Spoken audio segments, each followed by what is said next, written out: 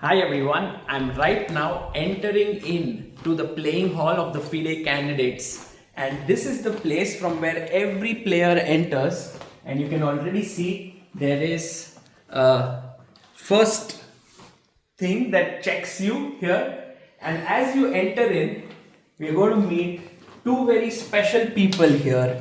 They are the fair play officers of the FIDE Candidates. Hello Andy, hello Anna. Hello. Hello, Saga. Can I just correct you? There aren't two special people here. There's one special person here, and that's Anna.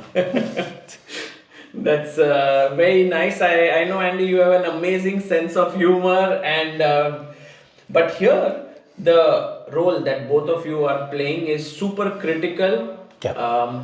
Because one of the things that is very important in chess events is to make sure that there's no cheating. So anti-cheating measures are super critical. Could you tell us just overall how has it been for you? It's been already 10 rounds.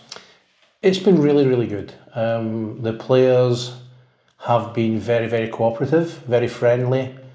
A couple of players forgot they had the fair play checks, and before I could get to them, came running back over to the two of us. So with the Netflix video dropping this week, it's obviously in the forefront of everyone's mind about the importance of fair play, but the players know this themselves. They've been excellent. Anna, do you want to add in? What? Come on, say something. Now, at the beginning, it's good that players are aware that everything is under control. When they see Andy, I think everybody feels much more calm.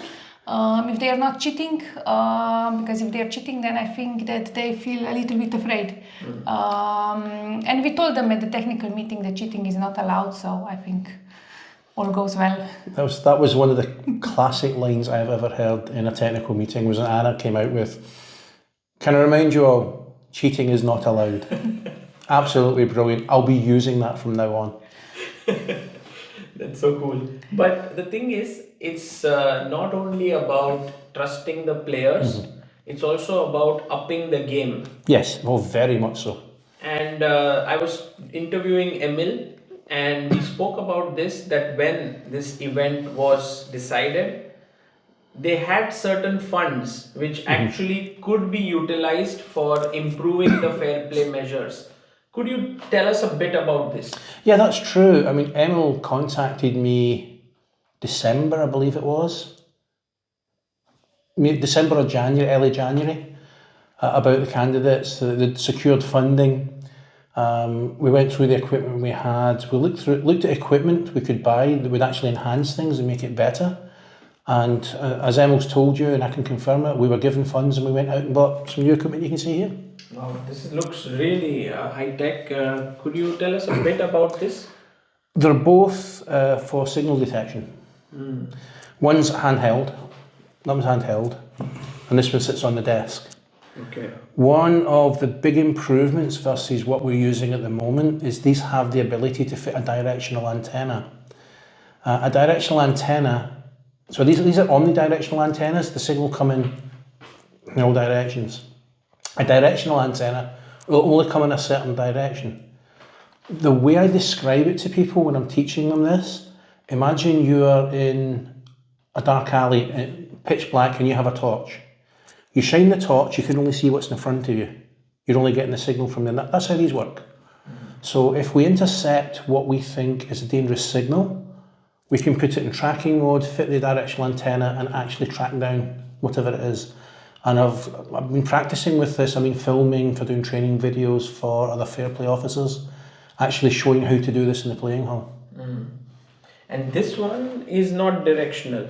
No, this can fit. This is an omnidirectional antenna again, but it can fit a directional. We're using this for scanning the players to check there's nothing there. We can walk around to check there's nothing there.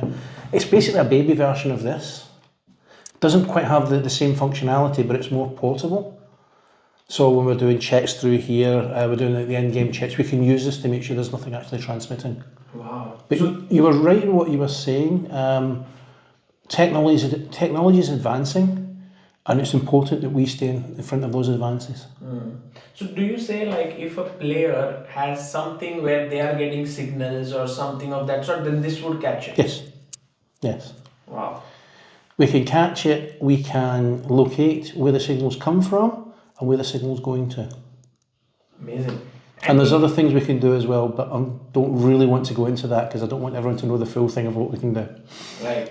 But it's something that you guys are throughout the, let's say, round, you have your eyes on this. Yes. It's like almost 6 hours every day. That's why the two of us look so tired at the end of the day.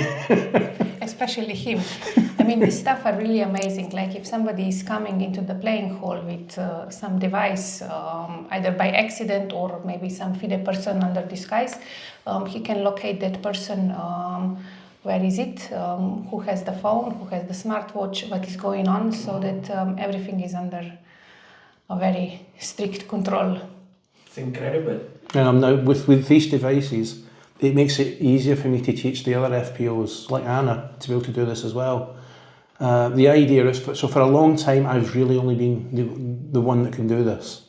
I've got an engineering background. I've been working with this technology for nearly 30 years. This is what I wanted to ask you. Like, what makes you an expert at this?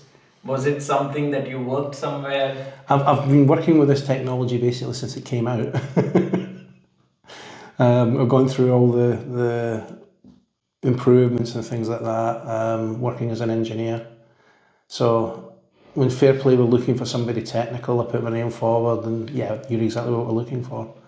But one of the key things for me, because I'm very much the technical person in the commission, I've gone through a period of severe health recently. And that kind of said to me that I need to make sure these guys can do what I do. There's no way they can learn quickly what I've been doing for the last 30 years. That's experience. You can't teach experience. However, with things like this, they can. And this brings what I do, it makes it accessible to Anna, Boyana, and all the other fantastic Fair Play officers we have. Amazing. Anna, you are also a very strong chess player. You, if I'm not mistaken, you are WGM. Yes. Right? So, in a way, when you look at all of these things and get into fair play, it's something totally different from maybe being an arbiter or, playing chess. How do you see this world of fair play and how difficult it is for someone to learn it? Well, depends if you have a motivation and if you like to explore new things, learn new things, to understand what is going on, then I think it's not so difficult. If you don't have motivation and you think, that's not important, then you will have a lot of problems. I think with the right motivation, people can learn a lot of things, but it's not easy, especially with all these special devices and frequencies and stuff like that. If you don't have a technical background like he has, then things are more difficult. So usually in the teams, like we have somebody who is maybe a bit more technical and somebody who is maybe good at other things, so that the team is like, it makes a good team then. Very interesting. And Andy, the thing is that the place where you guys are in, you have to be one step ahead of the people who are thinking to cheat. Yes. And that requires you to know about everything that's going out in the world. Yes. That's not easy. No, but it's something I've done as part of my job for the last 20 years. So I do keep an eye on what the current trends are and what's coming out, so that I can find ways to defeat what's coming up. And smart glasses, for example, we have smart glasses now. There's a lot of worry that smart glasses are going to be a real concern for cheating. But when people realise that smart glasses, as they stand at the moment, aren't autonomous, they have to be paired with a phone to work. They don't have the calculation ability. Brain implants is another one that's been mentioned that tends to make me laugh. What about brain implants? Elon Musk came up with this idea, implanting chips in people's brains. But what people don't realise, the brain's fragile. So it can have no compute ability whatsoever. If you put an implant in someone's head and the temperature increases by 1 degree Celsius, it'll kill the person. So all the compute has to be done off chip. That means there's a signal. If there's a signal, we've got it. Brilliant. And so all of this thought goes into actually understanding that there's a lot of thinking that goes behind fair play, and FIDE takes it very seriously. What's happening here? Yeah, FIDE take it exceptionally seriously, and I'm grateful for that. Yeah. Yeah, because if FIDE or we, like the whole chess community, wouldn't take these things seriously, then I think soon we can close the tournaments, because the technology evolved so much that we just have to have an eye on things. Right. But you need to repeat that because I coughed. No, it's completely fine. And this thing here, this one is just what we It's just find a standard. It's a standard walkthrough scanner. at the airport. Yeah, it's just an airport scanner. We like to have that at events, especially events where there's a lot of people. We've not been able to put it in the regulations that they must have it because there's a cost involved, and I appreciate that. But for the GSC events, for the top events, they always try to make sure we have them, because it means we don't have to use the Garrets. We've got the Garrets here. We can use them if we need them, but if we have this, we don't need the Garrets. The player can come through, we immediately know, we can, this one in particular, it'll tell you left or right where the threat is and roughly where it is. So we know straight away, right, that's picked up something there. When I'm scanning that area, I need to pay attention. So to give you an idea what happens, on this desk we'll have 4 scanners, 4 different types of I scanners. know there is one picture that is published on Flickr. I did that. I was trying to show the members of the commission some of the stuff we're doing. We want people to know. It's difficult because we don't want people to know everything we do. Because if people know everything we do, you've got a way around it. But there's bits we're happy to let people see that we're doing, so that they realise we're doing something. It's a mistake I made before. This is my 3rd candidates. The earlier candidates, I was very cagey about what I would tell the players. I would just say, right, I'm going to be scanning you. And I've had feedback from some of the players that they would feel a lot happier if they knew what I was doing. And after that, any tournament I've done, I've actually gone through in quite explicit detail with the players. Look, this is what I'm going to be doing, this is what I can do. And the players are right. When they've got this information, they're a lot happier. Amazing.